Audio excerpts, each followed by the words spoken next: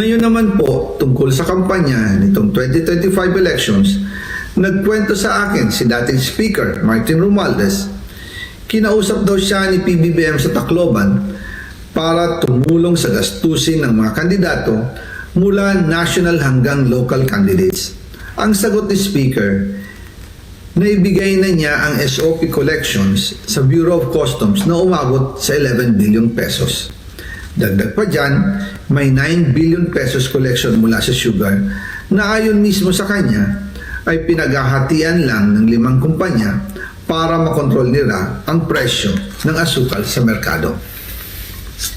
At iba pa ang kita mula sa importasyon ng sibuyas na hawak naman ni Martin Araneta, kapatid ni First Lady Lisa Araneta Marcos. Kung matatandaan ninyo, noong 2022, nagkaroon po ng investigasyon sa Kamara na pinangungunahan ni Congressman Toto Swansing dahil sobrang taas ng presyo ng sibuyas. Umabot ng 600 pesos kada kilo. Gayong dapat ay nasa 80 pesos lang.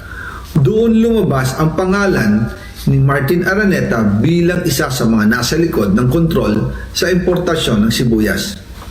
Pero hindi po natuloy ang investigasyon. Ang sabi ni Speaker, tinawagan daw siya ni First Lady Lisa Marcos at ipinapatigil ang investigasyon. Kaya walang natuloy at walang naparusahan. Dahil pala, kontrolado ng kapatid ng First Lady ang importasyon ng sibuyas. Ganito rin po ang nangyari sa bigas. Noong April 2023, nagsimula nang tumaas ang presyo ng bigas. Kaya iminungkahi ko kay Speaker Martin Romualdez na kung pwede ay mag-angkat tayo ng 13 million metric tons para sa buong taon. Ang layunin ko po ay mapababa ang presyo ng bigas sa 22 pesos kada kilo. Pero hindi po ito inaprubahan ng Pangulo nung sila ay nasa Clark. Dahil doon, sumipa ang presyo ng bigas na umabot ng 55 pesos kada kilo hanggang 2024. Noong 2024, kinausap ko ulit si Speaker Martin Romualdez na kung pwede makausap namin si Secretary Laurel Chu ng Department of Agriculture at Secretary Ralph Recto ng Department of Finance para maibaba ang taripa ng bigas mula 35% to 15%. Sinabi ko kay Speaker Martin Romualdez na kung pababayaan natin ang patuloy ng pagtaas ng presyo ng bigas at umabot ito sa 60 pesos kada kilo, siguradong magagalit na ang taong bayan. Posibleng magrevolusyon na ang mga tao at tiyak na maapektuhan dito ang mga kandidato ng administrasyon sa 2025 elections.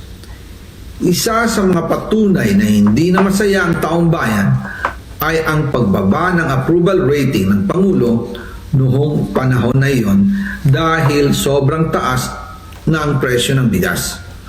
Nangyari po ang meeting at halos inaabot kami hanggang alas 2 ng umaga, nakikiusap, nagpapaliwanag. Buti na lang, matapos ang matagal na negosasyon, pumayag din sila. At di nagtagal, inanunsyo na rin sa publiko na ibaba ang nangbuwis sa bigas. Ngunit, matapos ang 4 hanggang 6 na buwan, hindi pa rin bumababa ang presyo ng bigas. Kahit ibinaba na ang taripa nito, kaya iminungkahi ko kay Speaker Romualdez na magpatawag ng investigasyon tungkol sa bigas sa pamamagitan ng Quinta Committee hearings.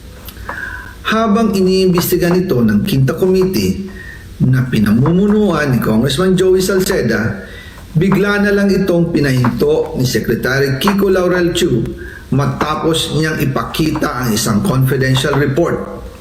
Nakasaad dito na si First Lady Lisa Marcos mismo ang may hawak sa mga rice importers.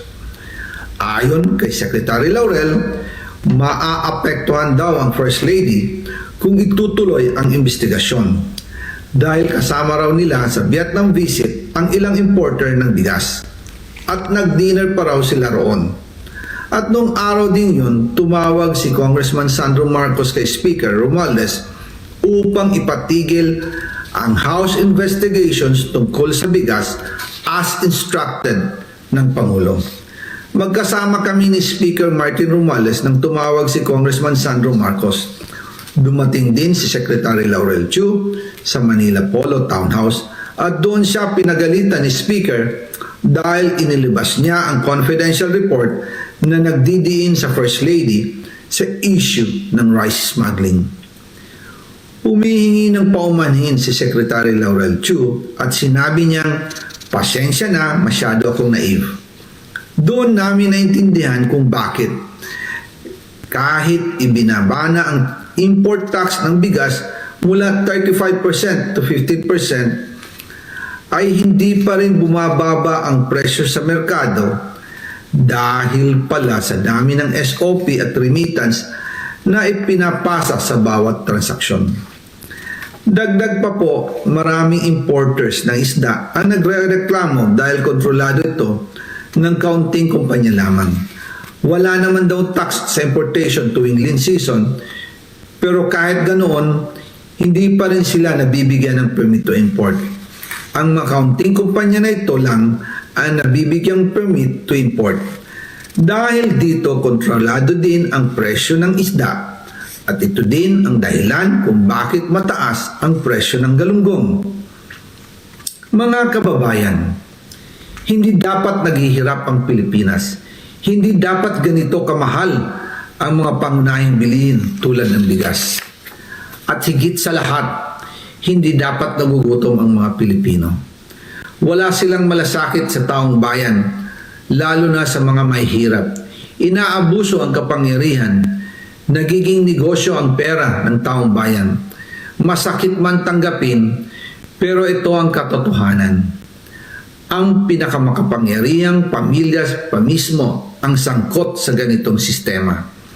Mula sa Pangulo, First Lady, hanggang sa anak, sila mismo ang nagtatakda, kumukontrol at nakikinabang sa mga transaksyon dapat sanay para sa kapakanan ng sambayanan. Hawak at kontrolado nila halos lahat ng ahensya, kaya nagagawa nilang itago ang katotohanan. Sa mga susunod na araw, marami pa po akong isisiwalat. Maraming salamat sa inyong oras at patuloy na pag-unawa. Naway, magising tayo sa katotohanan at sama-sama natin hanapin ang hustisya para sa bayan. Diyos mabalos po sa Indogabos. Ngayon naman po, tungkol sa kampanya,